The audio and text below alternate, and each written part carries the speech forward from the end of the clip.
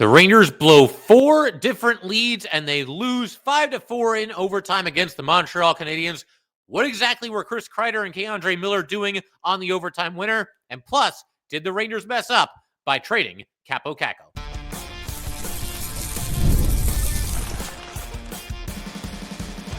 You're Locked on the New York Rangers, your daily podcast on the New York Rangers. Part of the Locked On Podcast Network, your team every day. Welcome back, Blueshirts fans, to episode number 1229 of the Locked On New York Rangers podcast. I'm your host, John Chick. Just want to thank you guys, as always, for making Locked On New York Rangers your first listen every day. We are free and available on all platforms, including YouTube, and today's episode of Locked On New York Rangers is brought to you by FanDuel. From the first whistle to the final drive, FanDuel makes the NFL playoffs even more exciting. Right now, new customers can bet $5 and get $300 in bonus bets if you win your first bet. Visit FanDuel.com to get started. And we are, of course, part of the Locked On Podcast Network, your team every day. So, tough loss for the Rangers. They're going through this stretch here of 4 consecutive games where they're up against Eastern Conference teams that are currently ahead of the Rangers in the standings, though not by an insurmountable margin by any stretch of the imagination. Obviously, they win the first of those 2 games against the Blue Jackets, but here against Montreal, they fall 5-4 in overtime, despite once again leading 4 different times in this game and never trailing during the game either. So I wanted to basically just go right to the big ending here. I mean, a million things happened in this game that was really kind of a chaotic hockey game, very physical, very nasty. You really, maybe for the first time all season, got that playoff-like intensity. I mean, there's probably been a couple other games here and there, but then again, the Rangers were sleepwalking for about 2 months, so there wasn't really a whole lot of playoff intensity there. But, you know, this game was very indicative of where the season is and where both these teams are, because they're both trying to get into the playoffs. They're both on the outside looking in, and they both knew that this was a huge game and a big opportunity to get 2 points, and Montreal does it, and the Rangers have to settle for just 1 point, unfortunately. But as far as the overtime period goes, Rangers had a couple of chances, had some highway robbery, as far as a couple of saves that were made here. Philip Hedl made a great steal. Panarin then took a shot that went just wide. And then you had Panarin to Trocheck. He went up the center of the ice and just absolute highway robbery here. I believe it was a glove save. And then just a couple of seconds after this, we've got Fox passing to the left to Panarin for a one-timer from the left faceoff circle and just an amazing pad save. So 2 golden chances for the Rangers to win it there. Unfortunately, that was as close as they would come. Philip Hedl almost had a breakaway not too long after this. But then you've got Hedl in the corner, and Anderson just basically just tattoos him from behind, puts him into the boards. And, something that I think certainly could have been called boarding. I know Sam Rosen certainly felt the same way. I mean, we're all Ranger fans, obviously, but still, I mean, that looked like it certainly could have been a penalty. And then, unfortunately, this was right around when the game ended. It went back the other way, and the Canadiens end up scoring on a goal by Patrick Laine. And I have to say, this final shift here, what turned out to be the final shift of the game, I don't think this is a banner moment for any of the 3 Ranger skaters that were on the ice. The 3 Rangers that were on the ice were Chris Kreider, Philip Hedl, and K'Andre Miller. These were also the same 3 players that started the overtime period, and even that I thought was kind of strange. I mean, why those 3? I feel like recently, because the Rangers have played a whole bunch of overtime games recently after going more than half the season, or about half the season, without playing any at all, or just the 1 game right at the start of the year. But, Kreider, Hedl, and Miller, I mean, Hedl's gotten better as far as faceoffs are concerned, and he actually won the faceoff that started the overtime. But that opening faceoff is huge, and you're going with the guy that's probably your worst faceoff guy. So that's just kind of strange. Kreider, I mean, going to him before you go to Panarin, for example, I don't think I get that either.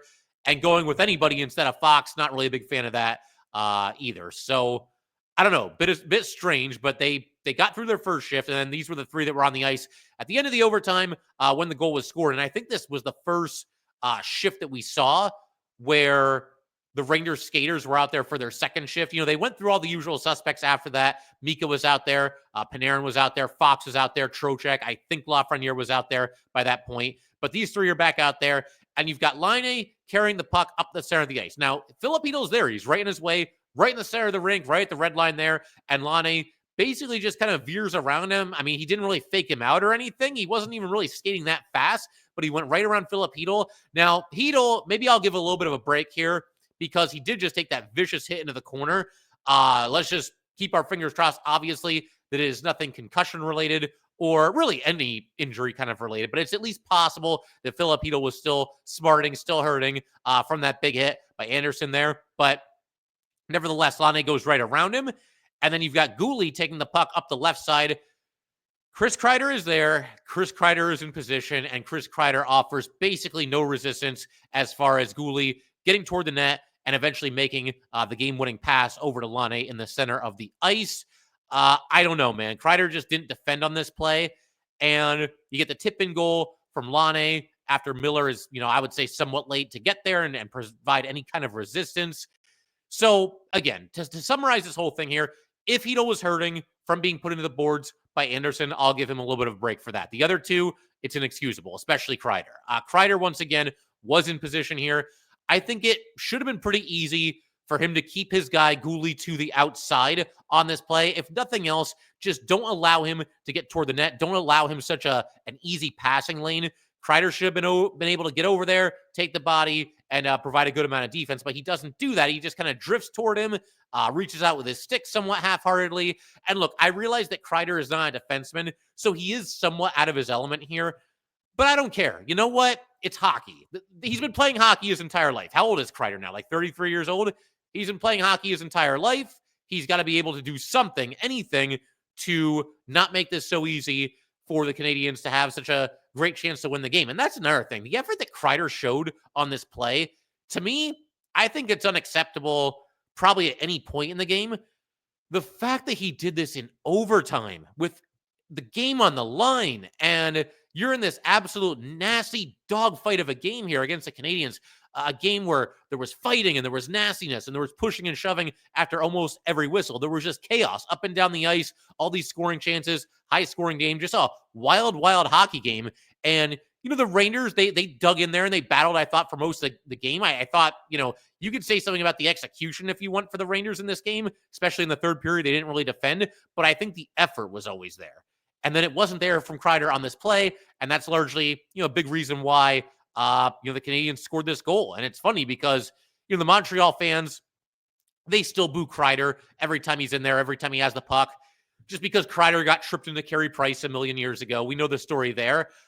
So that whole thing is ridiculous. But I think in this case, Ranger fans, if there were any Ranger fans in that building, they were probably booing right along with them because I just don't know what this was from Kreider. You got to be better than that in a situation like this. You got to do something to make this a little bit more difficult for Montreal because this was just way too easy. And then Miller, I wouldn't fault him quite as much as Kreider, but he's just kind of slowly back skating into the Rangers zone. And he seems kind of preoccupied with the Montreal player at the top of the zone. He was right around the blue line. He was kind of looking at him. And then all of a sudden, Laine is making a beeline for the net. He receives the pass. Miller eventually saw Laine going there, but by then it was way too late. He reaches out with his stick. There's not much he can do. And Laine is able to score pretty much uncontested right from the doorstep there. And yeah, I mean, just way too easy. There's no way that a game that was played with this kind of emotion, with this kind of intensity that we saw from both these teams and pretty much every player on the roster, up and down both rosters, there's no way that it should have ended like this due to a lack of effort. Look, if Montreal, they go out there and they win the game, and they did win the game, and they won it fair and square, and, well, then again, they maybe could have been called for a penalty right before this. But the bottom line, they won the game, but you just would have liked to have seen them have to earn it a little bit more at the very end here, obviously, than, what actually ended up happening. So, yeah, it was bad. That the ending of that game was really bad, and again, really unfortunate. And it kind of sticks in your craw a little bit too. I think that the Rangers led 4 different times in this game. Not like they were leading by 4 goals or 3 goals or even 2 goals. They were all 1-goal leads. But the bottom line, yes, they led 4 times. That is a fact, and they were never able to put this one away. They were never able to extend their lead, and the result is a loss that. Look, it obviously doesn't bury them, but this is a huge game, as we mentioned. Every point is precious right now, and they only got 1 instead of 2, and one of the teams that they're chasing ended up getting 2 because the Rangers just couldn't put them away, and whatever the hell this last play was in the overtime as well. So we're going to shift gears in just a second. Going to keep talking about this game, going to talk about the Rangers, bringing some playoff intensity to the rink for this game. I think that's a positive we can take out of this. The Rangers, they really brought it in this game. They really battled, and I also want to close out today's episode. A couple of you guys have been asking me about this, just my thoughts on Kaapo Kakko and everything that's going on with him with Seattle. So we're going to talk about that too. We'll get to all that in just a second. All right, we just want to take a minute to let everybody know that today's episode of Locked On New York Rangers is brought to you by FanDuel. From the first whistle to the final drive, FanDuel makes the NFL playoffs even more exciting. Right now, new customers can bet $5 and get $300 in bonus bets if you win your first bet. That's $300 to keep the action going. The FanDuel app is easy to navigate, and the variety of bets keeps every game exciting. Plus, when you win, you get paid instantly. No waiting around for your winnings. Whether you're betting on your favorite team or just looking to add some excitement to the playoffs, FanDuel has you covered. Just visit FanDuel.com to join today and get started with $300 in bonus bets. That's FanDuel.com. Make this playoff season unforgettable with FanDuel, an official sportsbook partner of the NFL.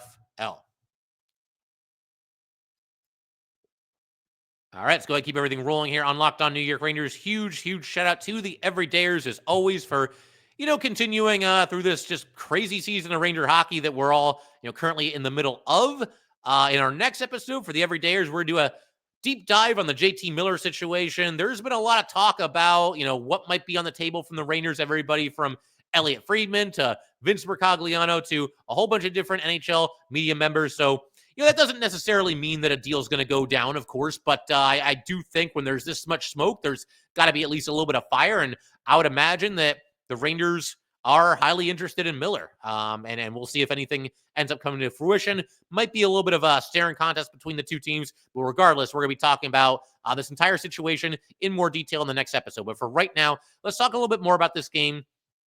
And my hope, I'm trying to be glass half full here because it was a disappointing loss. My hope from this game coming out of it, and probably the biggest positive, other than, the 1 point that the Rangers got, is that the Rangers benefit from playing in a game like this. I talked about the Columbus game. They found a way to win kind of a low event, kind of defensive-minded game.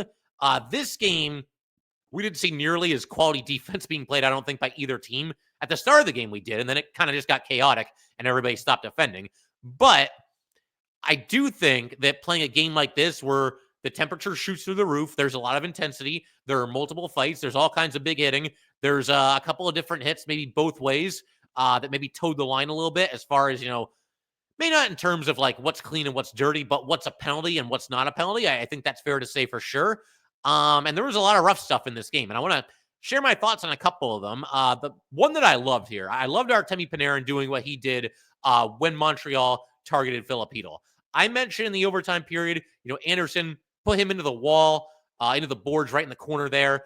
I thought he got him from behind. I thought it should have been a penalty, and that's the last thing Filipino needs, is to be hit from behind into the corners and, go head first, face first into the boards, whatever it was. At least in that situation, regarding Anderson, you can say, well, you know what? It's overtime. This has been a physical, intense, just crazy hockey game. He's doing what he feels he needs to do to try to win the game for his team. And, we may have thought it was a penalty. Clearly the refs didn't or didn't have the guts to call the penalty. But you can at least, look at the reason that, okay, well, they're trying to win the game and that happened during the play. But I hated what Guhle did to Filipino when he was down on the ice during a play stoppage, because that's just it. It was during a play stoppage. Now, I realize, look, Filipino, obviously, he's got all these concussion history. He doesn't get to play by a different set of rules just because of this. Look, players that are physical, they have to go out there and be physical, whether it's Filipino or anybody else. I understand that. But again, this happened during a play stoppage. Hedl is down on the ice. He's in the goal crease there. Hedl has done nothing to warrant anybody on Montreal going after him.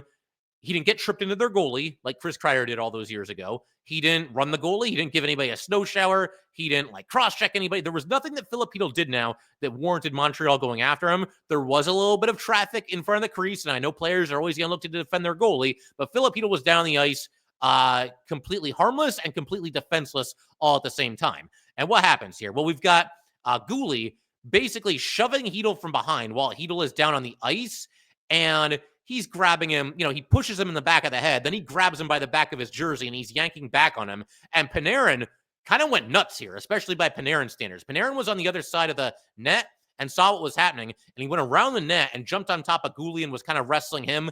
Lafreniere got in there too, so props to both of them. But man, I love seeing that from Panarin. Panarin has not had as good of a season this year as last year.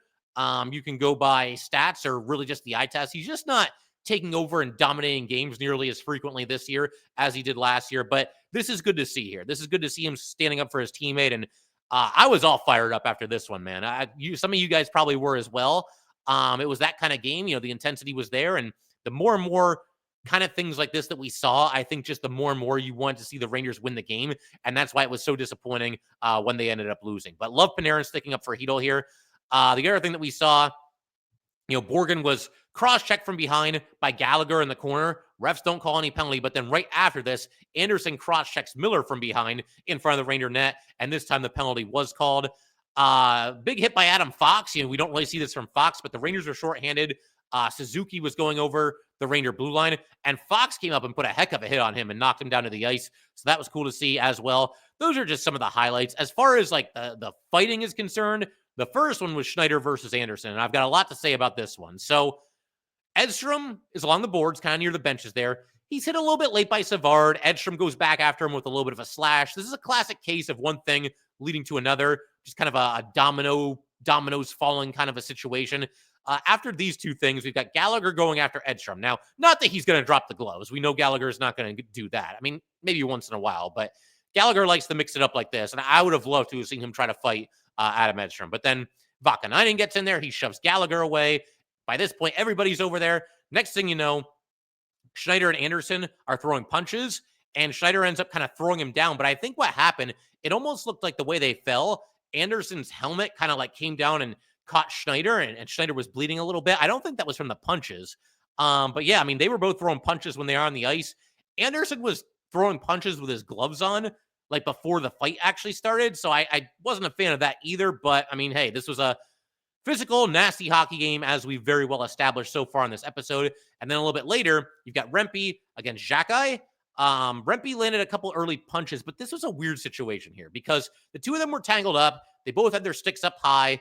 They had exchanged words a little bit earlier in the game. I think it was behind the Ranger net. It was behind one net or the other. And next thing you know, Rempe drops the gloves and he starts punching. But I think like Xhekaj didn't realize that the fight had begun, or maybe they hadn't like agreed to the fight. Like there's certain etiquette and certain protocol that actually comes along with NHL fights. So it was kind of a strange situation because Rempe actually, he gave Xhekaj a little bit of a break because he stopped throwing punches because I think he realized that he didn't even have his gloves off and maybe even didn't realize that the fight was beginning. But it kind of cost Rempe because then Xhekaj did remove his gloves and then started landing some punches on Rempe. And Xhekaj clearly ended up winning this fight. They give Rempe the extra 2 minutes, which, I mean, I thought that was garbage, too. It's a fight, like both guys. I know Rempe's gloves technically came off first, but these guys were going back and forth earlier in the game, yapping at each other. I mean, we're splitting hairs in that situation. Mika didn't like it either. He was arguing with the ref, but it is what it is. That's the way they called it.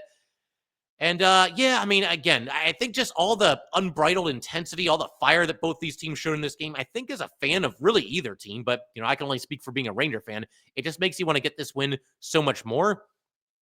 And it's just so much more disappointing when it doesn't happen. And I think that one more thing that'll probably drive Ranger fans a little bit crazy as far as why they didn't win this game, and I touched on this a little bit earlier, but they had a lot of chances to build on their lead. They were up 1-0. They were up 2-1. They were up 3-2. They were up 4-3. Never got that, insurance goal, if you will.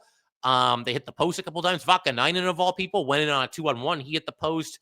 There was a chance where Filip Chytil nearly buried the rebound. The puck was loose in the crease there. He just couldn't quite do it. And even right before it went 4-4, we had Schneider taking a shot that deflected off of Trocheck that was barely kept out of the net. And then right back the other way, Slavkovsky scored. And this is literally seconds after Trocheck just misses the chance to make it 5-3. Matter of seconds later, it's now 4-4. So a 2-goal swing there. Bottom line, look, they lost. It's not ideal. You take the 1 point and you move on. And obviously a couple more big games coming up here. One thing we can say positive about this team, though, because, again, we do our best to be positive on here. There's a lot of Ranger podcasts that will just crush these guys for every mistake that they make. And I try to be as fair as I can, the good stuff, the bad stuff, and everything in between. The Rangers, one thing, even if you're not sold on this team, even if you think you should sell everything that's not nailed down at the trade deadline, one thing that I think is undeniable, and even the biggest Ranger naysayer would admit right now, the effort from this Ranger team since the holiday break has been far, far better than whatever was going on for the rest of December, pretty much all of November, maybe even going back into October. It was brutal hockey for a long time there. And the lack of effort was very apparent every single night. They've at least raided the ship in that regard. I know you need results, but they've mostly gotten results. They do now have the 8-game point streak. They are 5-0-3 in those 8 games. So that is 13 points out of a possible 16, but they have to keep it going, obviously. The other thing that I like, too, is they've played a lot of different kinds of games recently. We've seen some high-temperature games, some low-temperature games, some high-scoring games, some low-scoring games, a little bit of everything really here. And they're getting battle-tested, and hopefully they bring that intensity into the next one because they're going to need to. They're playing teams that are just as desperate as they are, and they're playing teams that they're trying to chase down. So that kind of intensity that we saw from the Rangers, I think that's going to be a good thing going forward, even though they didn't get the result on this night. But we're going to keep everything going in just a second. I want to go ahead and shift our attention to the Kaapo Kakko situation. I think it's only fair if we give a little bit of an update here. That enough time has gone by. The Kakko for Borgen trade, we can kind of reassess that, and we will do that in just a second.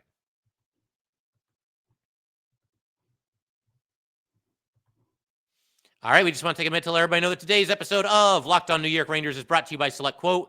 In sports, having a winning strategy is everything. It's how the best teams make it to the Super Bowl, the World Series, and the Olympics. The same goes for life. Having a strategy like life insurance from SelectQuote can protect your financial legacy and keep your family's future secure. SelectQuote makes it easy to find the perfect life insurance policy. As one of America's leading insurance brokers with nearly 40 years of experience, they have helped over 2 million customers find $700 billion in coverage since 1985.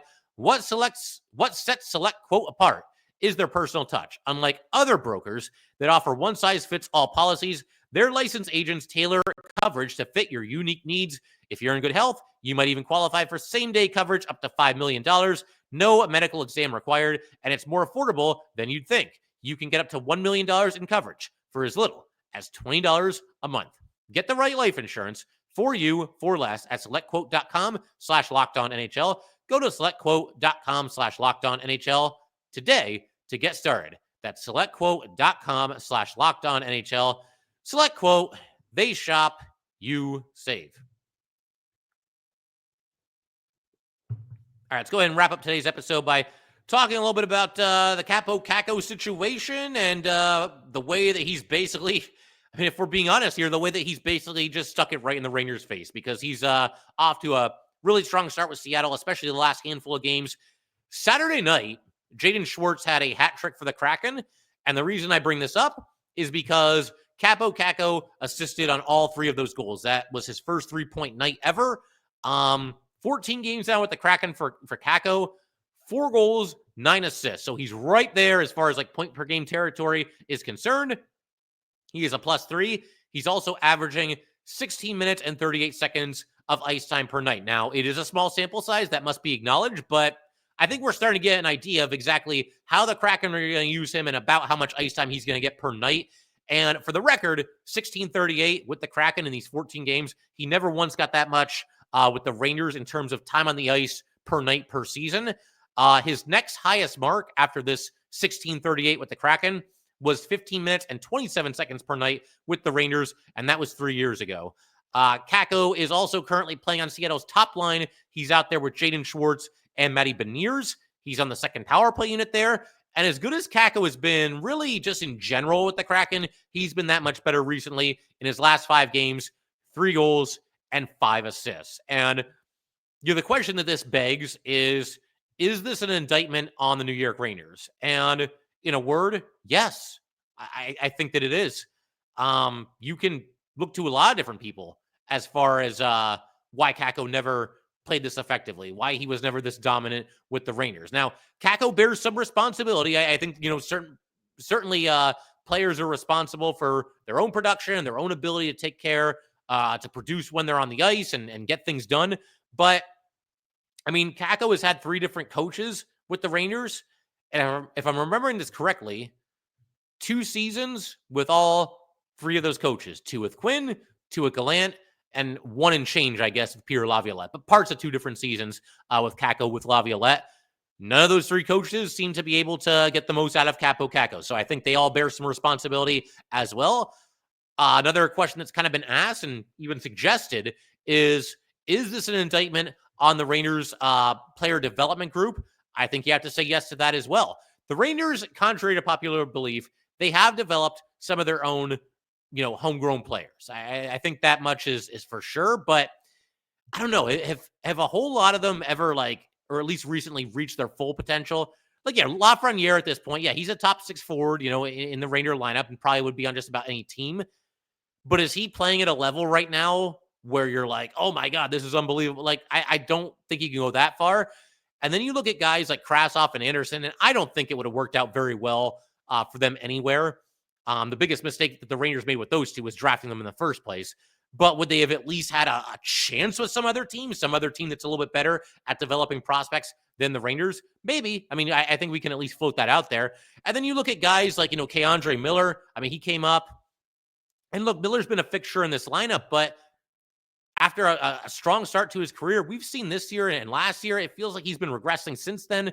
So I don't know. Bottom line, I think when you see Kakko struggle for the most part, at least offensively during his time with the Rangers, and then he goes somewhere else and it immediately clicks, I think, everybody, bears some responsibility in that. And the Rangers player development, that's no exception to that rule. I think also you have to look a little bit at Mika Zibanejad and Chris Kreider. Now, Kakko got multiple chances with them over the last couple of years. Certainly last year, I think more so than ever. They gave Kakko a decent amount of rope there. Then it was Wheeler for a little while. Then they went back to Kakko. Kakko was off and on that top line pretty much throughout the entire season. But he started that season with Mika and with Kreider and got some rope there, and it never really clicked. But as we're seeing, I mean, it doesn't really click for anybody with Mika and Kreider. It clicked for Buchnevich, Vetrano a little bit when he was here. The other 20 guys that have been in and out of that spot in the lineup, no, it hasn't worked. And I realize right now, Mika and Kreider are on opposite lines. But, they, for the most part, have been line mates pretty much ever since both of them have been Rangers. And whoever the third person is on their line, it tends to not work. And those two could not elevate Kaapo Kakko. And now Kakko's doing better without them. So a little bit of an indictment on Mika and Kreider, I would say, as well. And I would say a little bit of an indictment on Drury as well, because he basically gave Kakko away. Now, he brings in Will Borgen. I do think Borgen has mostly played well, although he had a rough game against Montreal. More on that in just a second. But, he gives up Kakko for Borgen, a 3rd rounder and a 6th rounder. And now it's looking like, Kakko might instantly become a star the second he gets to any team other than the Rangers. Look, bottom line, I'm happy for Kaapo Kakko. I think it's really cool. He seems like a good dude. He was part of a lot of winning here. As I've said in the past, he wasn't necessarily like the superstar of that era of Ranger hockey where he was here and those deep playoff runs, but he obviously played a role. He's had to battle his way through some injuries. He's probably in a spot now where he feels like he's got something to prove. And look, I'm just happy that he's doing it for a Western Conference team, because if this was in division, it would be even more brutal. But the saving grace for the Rangers, I touched on this just a second ago, is that I do think Will Borgen has played well, and I do think there's a path for the Rangers to keep him in the fold and for him to be a valuable member of the Rangers blue line going forward. But I will say I thought he really struggled against Montreal. Now, he did have that one play where he went down to the ice and blocked a shot on what would have been a goal. But, man, he had some rough turnovers. The first goal of the game that Montreal scored, there was a play where he just kind of got the puck in his own zone and just turned around and threw it blindly off the boards, and Montreal came away with it. They scored not too long after that. And then the really rough one was when he was trying to make a pass in his own zone across the ice to Miller, and the Canadiens just steal it and score and tie the game at 3-3. That was brutal too. But I think for the most part, Borgen has played well.